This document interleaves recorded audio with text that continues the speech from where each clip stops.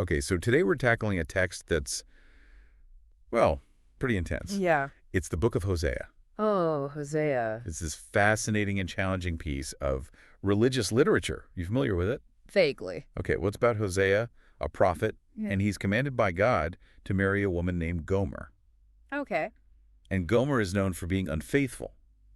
So the thing is, this whole troubled marriage is supposed to symbolize the relationship between God and Israel, I see. where Israel is kind of straying from God by worshiping other gods. Okay. But for this deep dive, we're going to look at it from a secular angle. Right. So kind of using critical thinking and skepticism to explore the text and see what kind of questions come up. I like it. It's a really interesting book to do that with. Definitely. Yeah. So like right off the bat, you get this clash between this divine command from God and our modern day sensibilities. Right. Like, could a loving and all-knowing God really command someone to enter into a relationship that's, pretty much set up for heartache? That's a good question. Yeah. It really makes you think about free will, doesn't it? It does. I mean, did Hosea have a choice in any of this? And then, like you said, the language that's used to describe God's reaction to Israel's unfaithfulness is quite strong. Oh, yeah. Words like punishment and vengeance, which are pretty jarring to our modern ears, Right. especially when we think about,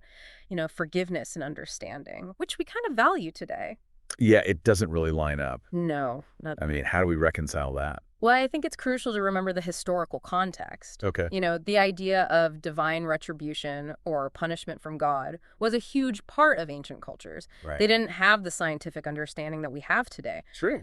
So natural disasters, diseases, personal misfortunes, all of those things were often seen as punishments from the gods. That makes sense. So the language, while it might seem harsh to us, would have resonated very differently with the audience at the time. Exactly. Yeah. They would have taken it very literally. Yeah. But it still raises these moral questions, doesn't it? Absolutely. Like how this idea of punishment is presented. Right. For example, Hosea says that natural disasters like droughts and famines are a direct result of God's anger towards Israel. But today, we understand those events through science, right? Yeah, as natural phenomena. Yeah, It's a completely different way of looking at it. That's a great example of how a secular lens can change our whole perspective on the text. Yeah. It's like we're bringing a totally different set of knowledge and values to the table. It's like trying to understand a conversation from another culture. Yes, exactly. And speaking of different perspectives, one thing that really stands out to me is how Gomer is basically silent throughout the whole story. Oh, yeah. It's interesting, isn't it? Yeah, we only see her through this lens of infidelity. She's labeled as unfaithful, but never gets to explain her actions or how she feels. That's right. We don't really get her side of the story at all. It's a pretty big omission. It is, and I think it says a lot about the societal norms of the time. How women's voices were often marginalized, especially in religious narratives. It makes you wonder what she would have said if she had the chance. It really does. I mean, it's so different from how we view relationships today. Absolutely. Today, we value understanding both sides of the story. Right. It's considered essential. And that's just one example of how this ancient text kind of clashes with our modern sensibilities. Yeah, for sure. There are tons of those. Yeah. But it's fascinating. What's that?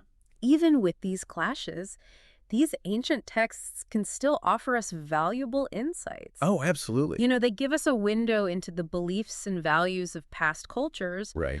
And by looking through that window, we can better understand how humans throughout history have struggled with these really big questions. About faith, morality, our place in the universe. Exactly.